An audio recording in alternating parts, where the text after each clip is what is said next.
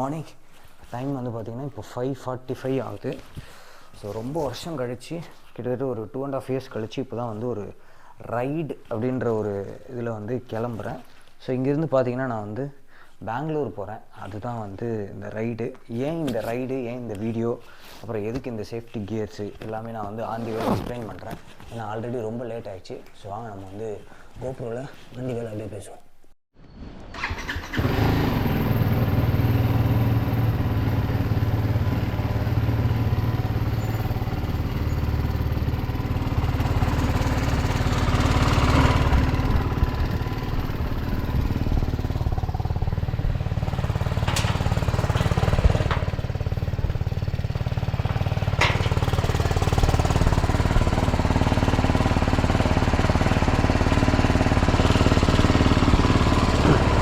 எப்போவுமே paste brush மறந்துடுவேன்.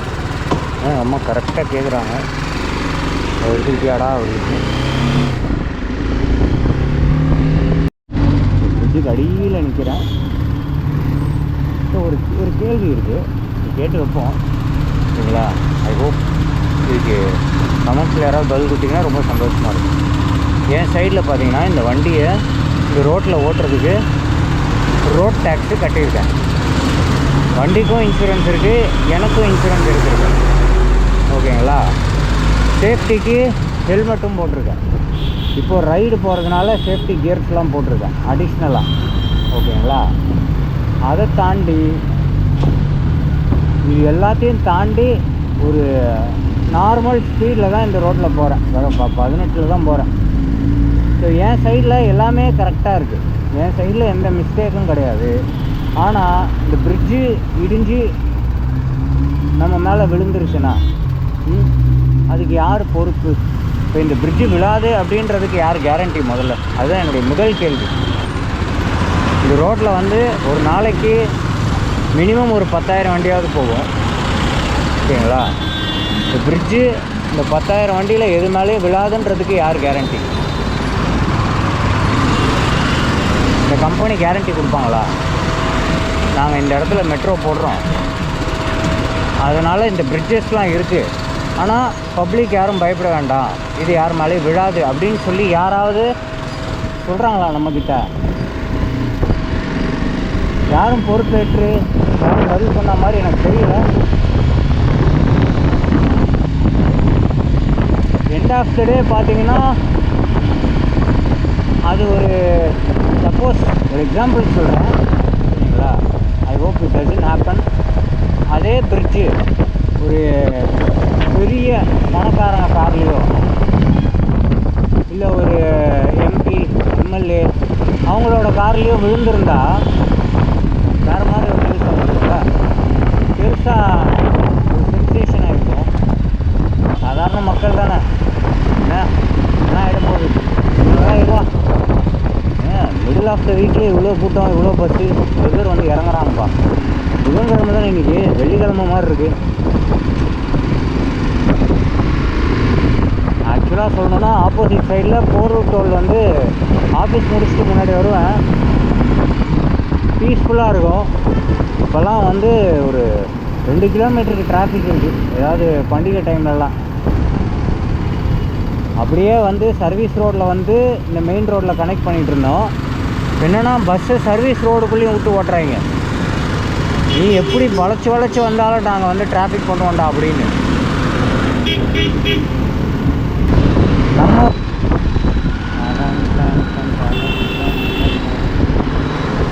இயேசு அழைக்கிறார், ஜீசஸ் கால். வானகரம், வானகரம்னு இருக்குது, மதுரை வாயிலிங்க.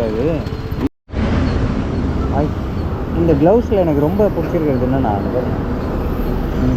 ஃபோன் யூஸ் பண்ணலாம், டிங் இன்ஸ்டாகிராம் பார்க்கலாம்,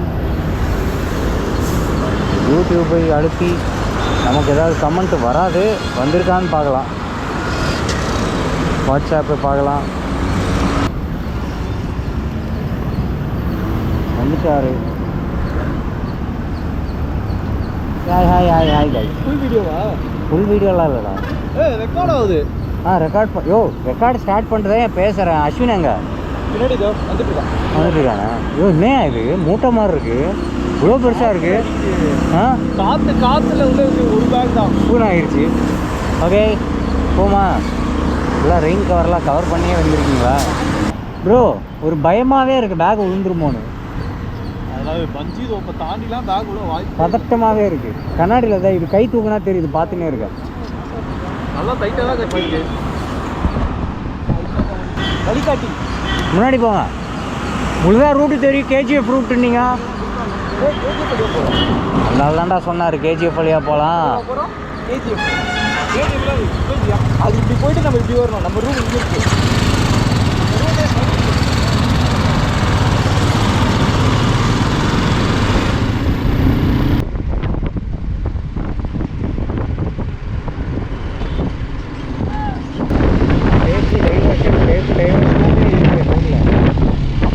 இது ஒரு பிரிட்ஜு கட்டுறாங்க போல. இல்லையா ரைட்டில் போகிற என்ன இவர் தான் ஹெவி வெஹிக்கிள்.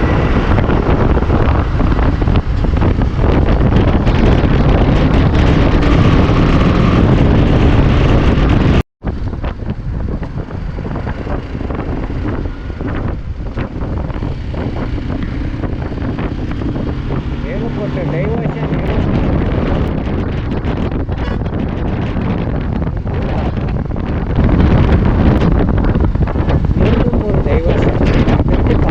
டைவர்ஷன் நினைக்கிறேன். 60 கிலோமீட்டர். மீண்டும் மீண்டுமா? மீண்டும் மீண்டும் மீண்டும் மீண்டும். அப்பா செம கூட்டமாக இருக்கு. ஓய் கரெக்டாக தாண்டி போயிடக்கூடாதுன்னு ஹைவேலேயே நிற்கிறாப்புல.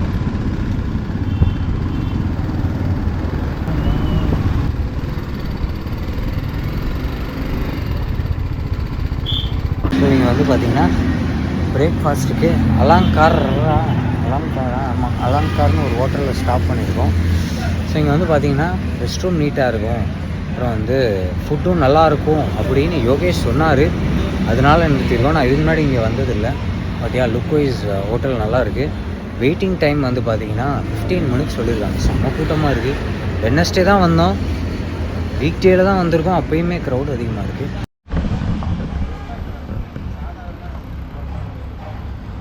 புரியாது.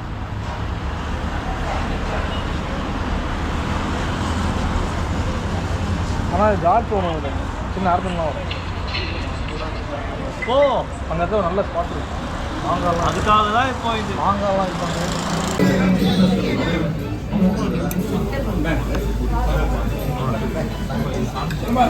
ஒரு பெரிய அண்டாவில் கொடுத்துருக்காங்க ப்ரோ. சாம்பாரில் மிதக்குது. டாக்டர் பால் மட்டும் இதை பார்த்தாரு, டென்ஷன் ஆகிடுவார். டேய் சாம்பார் மட்டும்தான்டா இருக்குது, இட்லி எங்கடான்னு கேட்பாரு. அதுக்குள்ளே அந்த சாம்பார் இட்லி வந்து உப்புமாவாக்கி திருப்பி ஒரு கப்பு சாம்பார் ஊற்றி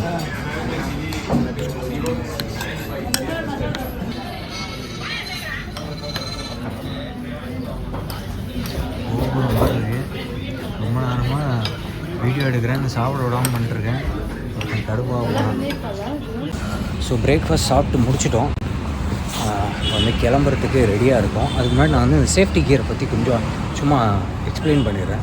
ஸோ இது வந்து பார்த்திங்கன்னா இதில் வந்து செஸ்ட்டில் இங்கே ஒரு கார்டு இருக்கும், ஷோல்டர்லேயும் கார்டு இருக்கும், அதே மாதிரி எல்போலையும் கார்டு இருக்கும், பேக்லேயுமே ஒரு கார்டு இருக்குது.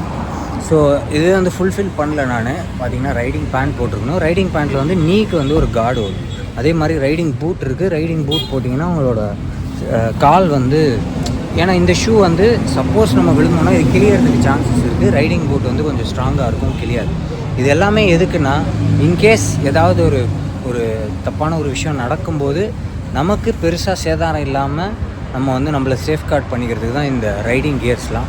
ஸோ ப்ராப்பரான ரைடிங் கியர்ஸ் போட்டுட்டு எப்போவுமே ஹைவேல ரைட் பண்ணுறீங்கன்னா பண்ணுங்கள். இனிஷியலாக வந்து கொஞ்சம் காஸ்ட்லியாக இருக்கும். இப்போ நான் இந்த கியர்ஸ் வாங்கும்போது ஃபஸ்ட் டைம் இது எல்லாமே வந்து ஒரு லாங் டேர்ம் இன்வெஸ்ட்மெண்ட் மாதிரி தான். ஒரு 4-5 இயர்ஸ்க்கு நீங்கள் வந்து யூஸ் பண்ணலாம். ஸோ அதனால் ஃபஸ்ட்டு வாங்கும்போது கொஞ்சம் காஸ்ட்லியாக இருக்கும். பட் அகெயின் என்னோடய பாயிண்ட் என்னென்னா, இந்த ரைடிங் கியர்ஸை விட என்னுடைய my body is costlier than this. So அந்த பாலிசியில் தான் நான் வந்து வாங்கினேன். அதே மாதிரி ரைடிங் க்ளவுஸ் வந்து ஒரு பிராண்டடான ஒரு க்ளவுஸ் வாங்கியிருக்கேன். ஸோ கம்ஃபர்டபுளாக இருக்கணும் லாங் ரைடுக்கு அப்படின்றதுக்காக. சரி, இது இந்த ரைடுக்காக மட்டும் வாங்கலை, இன்னும் ஃபர்தராக நிறைய ரைடு போகணும். நான் மெயினாக பைக் வாங்கினதே அதுக்கு தான். ஒரு நார்த் ஈஸ்ட் ரைடு போகணுன்றதுக்காக தான் மெயினாக பைக் வாங்கினது. ஸோ அதனால் வந்து ஐ ஸ்டார்டட் இன்வெஸ்டிங் மோர். இன்னும் நிறைய பொருட்கள் வாங்கணும். ஸோ வீடியோ பார்க்குற யாராவது ஏதாவது கிஃப்ட் பண்ணணும் பர்த்டேக்கு இல்லை எதுக்காவது கிஃப்ட் பண்ணணும்னு நினச்சிங்கன்னா நீங்கள் வந்து ரைடிங் கியர்ஸ் ஏதாவது வாங்கி கொடுக்கலாம். Let's go.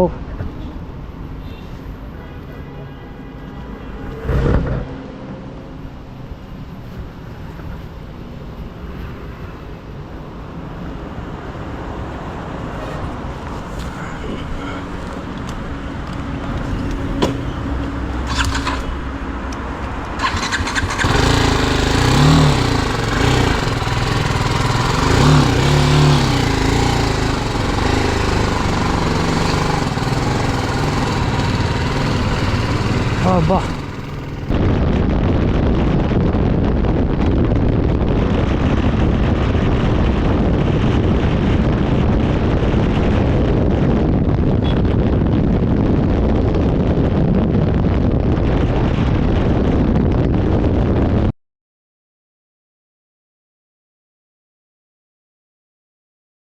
What's happening? He's flying.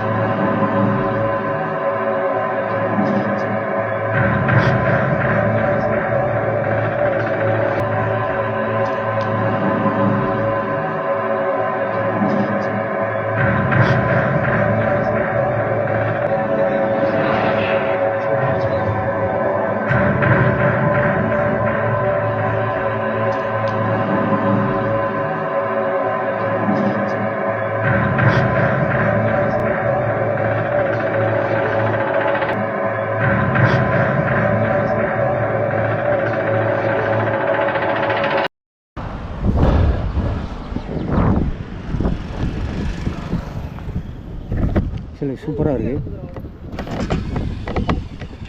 ஆமாம்,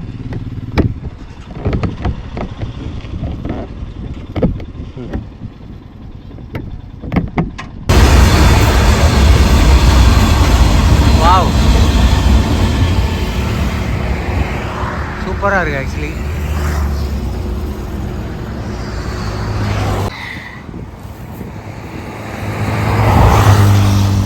ஜி ஃப்ரேம் பாருங்க ஜி மொமெண்ட்.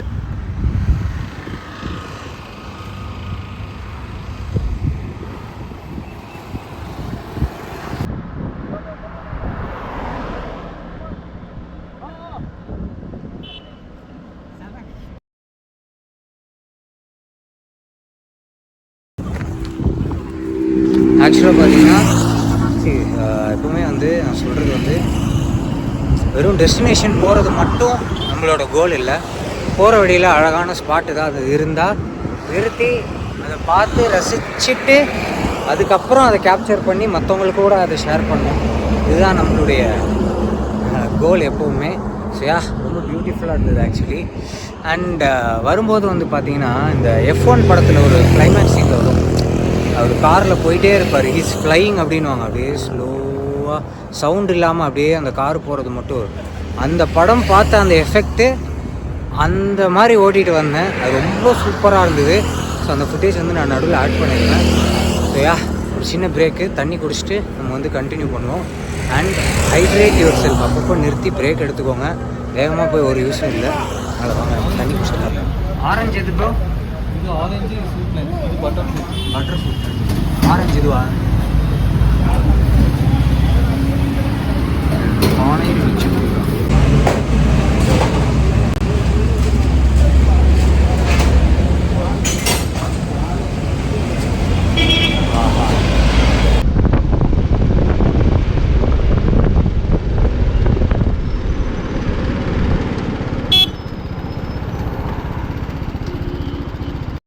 ஸோ குரூப்பாக போகும்போது இது ரொம்ப முக்கியமான ஒரு விஷயம்.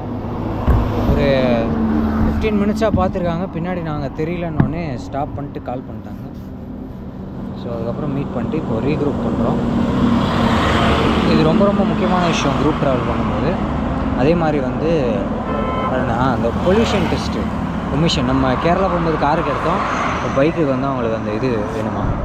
எந்த வந்து புது வண்டி, ஸோ 1 இயர் வரைக்கும் பிரச்சனை இல்லை. அவங்களுக்குலாம் வந்து இப்போது அது டெஸ்ட் எடுக்கணும்.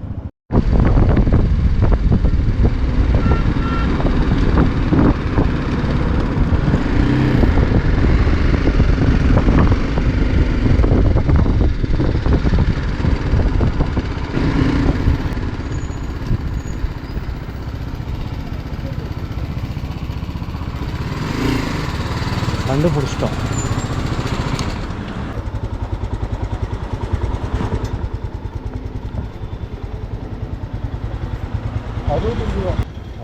₹65 சார்ஜஸ். இங்கேருந்து ஒன்றுமே தெரில. இது வந்து ஏன்னு தெரில, ஓரளவுக்கு தெரியும். 32 மினிட்ஸ் 15 கிலோமீட்டர்ஸ். பரவாயில்ல, ப்ளூவாக தான் இருக்குது. அதிசயமாக இருக்குது, பெங்களூர் தான் போகிறோமா அப்படின்னு. கிளைமேட் ஆசமாக இருக்குது பெங்களூரில். யாப்பா பாராட்டினேன், அதற்குள் வெப்பம் வந்து விட்டது.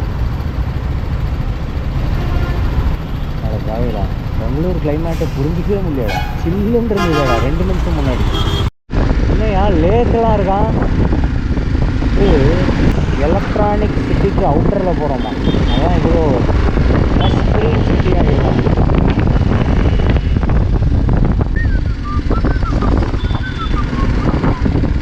தெரிஞ்சு மக்கள்லாம் பெங்களூர்லேருந்து இந்த சென்னைக்கு மிக அருகில்னு வாங்கல்ல, அந்த மாதிரி பெங்களூருக்கு மிக அருகில்னு நினைக்கிறேன் ஏரியாவில்.